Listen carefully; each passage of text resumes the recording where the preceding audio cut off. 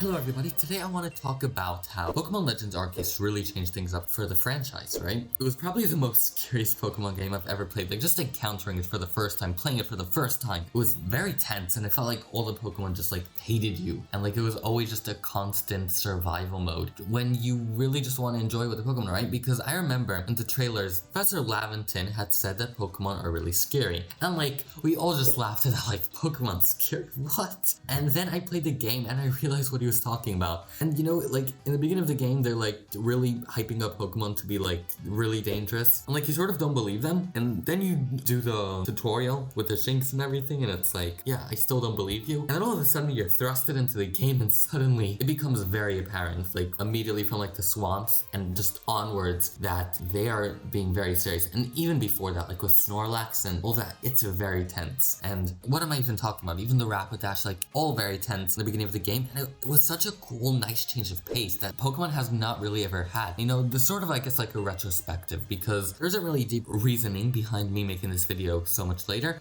I'm making this video so much later, so it's gonna be retrospective, I guess. I guess that's how it works, right? Because, you know, just looking back at it, it like was such a major change up, and like not only like the scary factor of it, but also like the crafting and getting materials and just exploring these open zone environments fully. And it's still probably the most fun I've ever had playing Pokemon in open environments, right? And I feel like for their first outing with Pokemon in a fully open environment, like the DLC already did that, but like while it was an open world, open zone, it was a major leap, right? And for their first outing with it, I think they did stupendously, because it was just so much fun and everything felt so well crafted, right? Because like, for example, you had the whole gameplay loop. The entire idea is that you should be completing your Pokedex. But like as a player, what you really want to do before that is to really just explore the environment. Catching Pokemon is so satisfying on its own because the battles are so snappy, and catching Pokemon like without the battles is so much fun on its own, just based on the sound effects and sneaking up on them, and there's so much to be able to catch the Pokemon. Like it's a whole complicated process, and it makes it so much fun just to be able to catch the Pokemon itself. When you look at the mainline games, I mean, it's Pokemon Legends Arceus is already a mainline game, but like when you look at the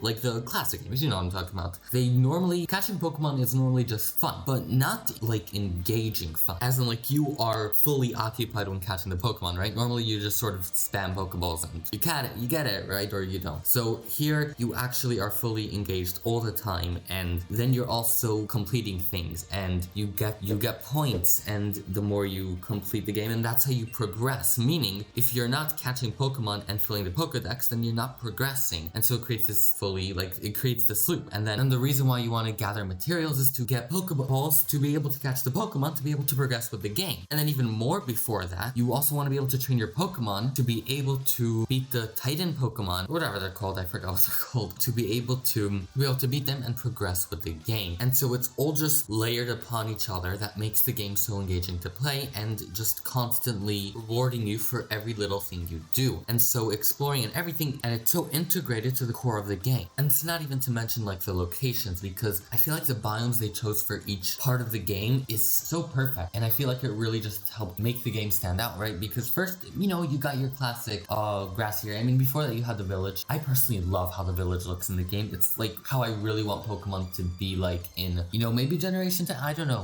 whatever next outing, like that's my ideal Pokemon location, but just imagine actual cities. I love it. But either way, we have like the grassy terrains, which is pretty nice for what it is, right? You know, you have your scary things like Rapidash and Snorlax, pretty tense stuff, and you have pretty unique areas like where Infernape resides and where the Abra hide out, and like the lake, all very well made and all very, like, it's just so nicely done, the environments, and it's a lot of fun to explore. And this is just for the grassy area. Then when we get to the swampiness and the rockiness and the different levels of elevation, it's a lot of fun to explore and taking what you learn, right? Because in the Obsidian Fields, you sort of learned the dangers of falling off from high places, then different levels of elevations, but like more flat areas, or like different levels, if that makes sense. And you sort of learn how to traverse in the environments with all the Pokemon. And then you have the Cobalt Coastlands, allowing you to take what you've learned to have a bit more of a peaceful journey, in my opinion, to to be able to explore the waters that surround the coast. Then we have the Coronet Highlands, which I can't be the only one who, it's not like my favorite area, right? It's full of elevation, which I feel like elevation really does a lot for a game to make it feel a lot more grand, like in an open exploring, open zone, open world, whatever game. Elevation, I think, could really do a lot, just always giving you something more to look forward to and give you that sense of progression. And I think like it balances the linearity very well with also the exploring, because I think it was like the first area that like I really just went and explored like just past the boundaries of what the game was really giving me. Like I just went off and did what I wanted, and I think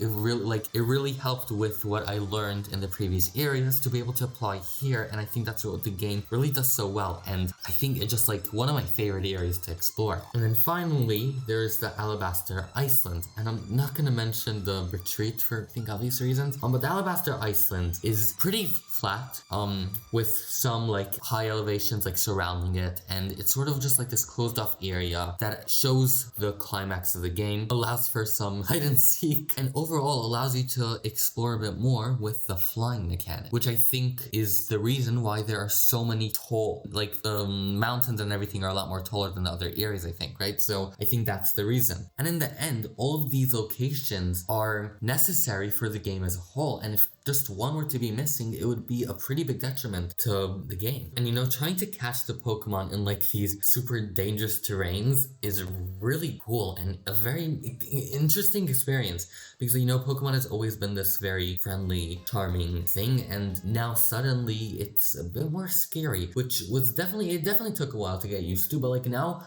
I really appreciate the game for what it is, and I could see it more with the Pokemon Shire now. And just looking back at the game really just makes me appreciate how the game just functions as a whole. And just one of my favorite parts is being able to just catch the Pokemon, being able to sneak in the grass and trees and run around in weird air, jumping up with Asky Legion, trying to catch Pokemon. It's a whole lot of fun, and the environments really add a lot to it. This sort of became a video about the environment. So, but yeah, this video was basically overall me trying to explain what made Legends Arceus so enchanting, and with a bit more focus on the environments and sort of just the newness of it all, right? The little scary part that was sort of added in for, I guess, a bit more flavor, right? But in any case, what do you think of Legends Arceus? And what do you think of the change-ups that they made? Do you even think that they changed things up with it? Like, what do you think? I'd love to know. Thank you guys so much for watching, and have a wonderful day. Bye!